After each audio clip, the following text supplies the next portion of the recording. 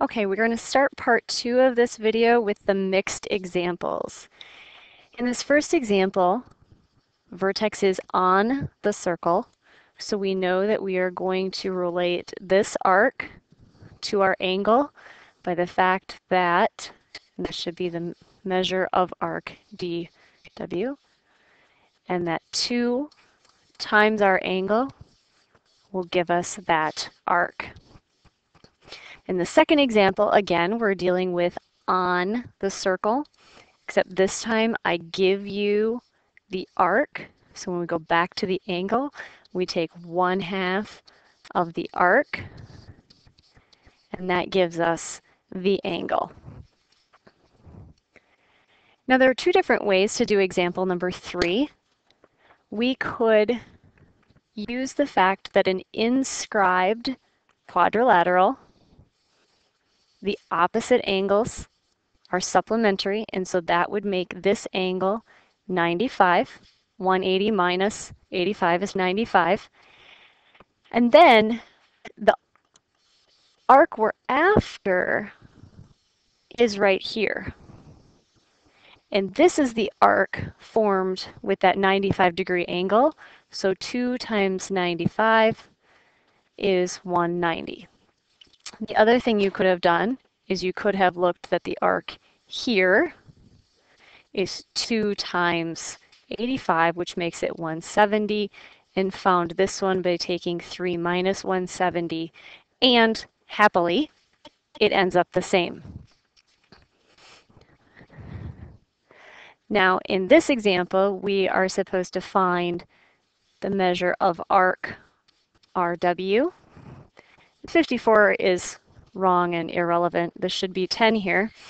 But when we look at this, the easiest way is to subtract from 160. And sometimes the easiest way is the best way.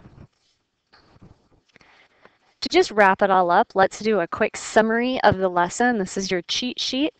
If the vertex is at the center of the circle, we have a central angle, then the sides of our angles are radii, and the formula for finding angle AXB is that angle AXB is equal to the measure of arc AB. That angle and that arc are exactly the same. Now in this case, our vertex is in our circle. It's created by chords. And the measure of angle AXB here is going to be equal to 1/2 the sum of arc AB plus arc DC. We find the average of those 2 arcs. Now the next 2 we're going to group together because they both have the vertex on the circle. They're created by 2 chords, or a chord and a tangent. And when we think about finding the measure of angle AXB in either of these, the measure of AXB is 1/2 the measure of arc AB.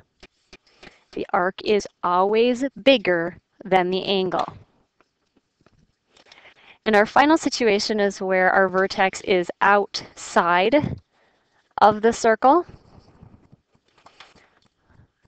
And when we think about creating that scenario, we're looking at 2 secants, a secant tangent, or 2 tangents. And the formula for finding that is we take 1/2 of the difference of the big arc minus the little arc. The big arc minus the little arc, the big arc minus the little arc, and again, big arc minus little arc.